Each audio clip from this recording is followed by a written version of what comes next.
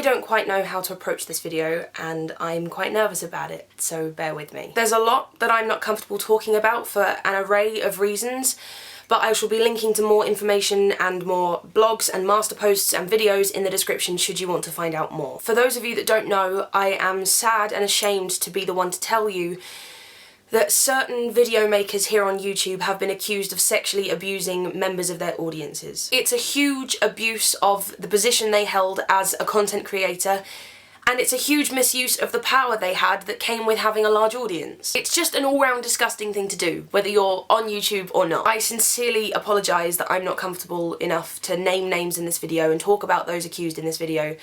But should you want to know who they are and exactly what's happened in detail, then like I said, there's a lot of information in the description. What I want to talk about is something that I feel hasn't been talked about within this discussion yet. What I want to talk about is the responsibility that comes with making videos and having a large audience on YouTube. Now I'm talking about mainly vloggers, the people who share their thoughts and opinions and who are very much themselves within their videos. They share their lives. What I want to talk about is the responsibility that comes with vlogging and the vloggers on YouTube who have younger audiences. All YouTubers have an analytics page that comes with their YouTube channel, and it lets us know a lot of information about our audiences. We know the average age of the people who are watching, we know exactly where in the world they're watching from, we know their gender. There's so much information that comes with that analytics page, so we're not oblivious to who is watching us. And yet I personally feel that the responsibility to make sure that our content is appropriate for those people is ignored quite a lot. There comes a time when your audience is so big that you have to set aside your urge to express yourself in certain ways. And it doesn't mean that you have to sacrifice who you are or you have to put less personality into your videos.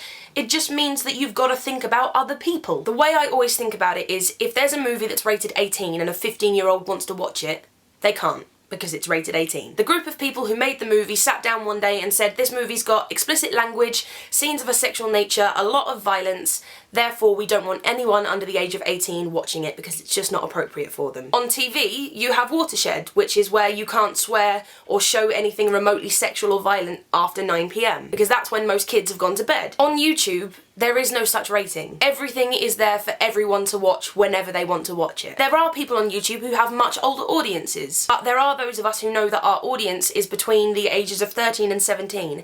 And so personally, this is my personal opinion, but I feel like it's our responsibility to make sure that what we put on our YouTube channel, with the knowledge that it's 13 to 17-year-olds watching us, is appropriate for them. I used to have this conversation about role models, and it's the idea that once someone has decided that you're their role model, telling them, I'm not your role model, you shouldn't look up to me as a role model, is pointless. It's not your choice whether you're their role model or not, because once someone has decided to look up to you, it's not easily undone. And in that case, you have two options. One, if you're that uncomfortable with it and you really don't want to take on the responsibility of being a role model to one or thousands or hundreds of thousands of people, remove yourself from that situation. If you're that uncomfortable with it, stop making videos. Or two, you adopt the responsibility and you make sure that whatever you put in front of them on your YouTube channel, on your Twitter page, on your Tumblr, anything where you might be viewed by all of those people who have decided that you're their role model or that they look up to you in any way, is appropriate for them. We all censor ourselves a little more when we've got younger family in the room. My nephew, for instance, Buzz, I guarantee you that none of my family will swear in front of him, nor will he be allowed to watch movies that are rated above the age that he is, because they're just not appropriate for him. I know that most of you watching will have younger brothers or younger sisters or younger cousins, so you will know that you and your older family adapt the way that you speak and act around them, so you set a good example for them and you're not a bad influence. It doesn't mean that you're losing who you are as a person or that you're not being true to yourself. You just know that you have a responsibility to make sure that